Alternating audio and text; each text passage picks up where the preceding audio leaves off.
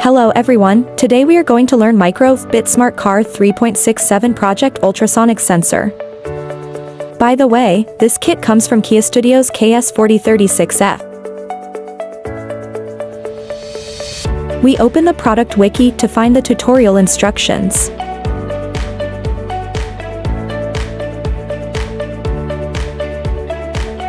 Next, open the browser and search for the micro-bit web page. Click to enter the official website.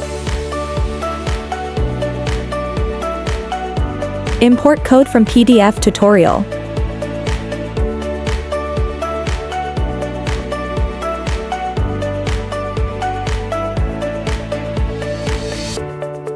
Connect the development board via USB. After downloading the code, the ultrasonic sensor measures the hand distance and the window displays the value in real time. Thanks for watching, see you next time.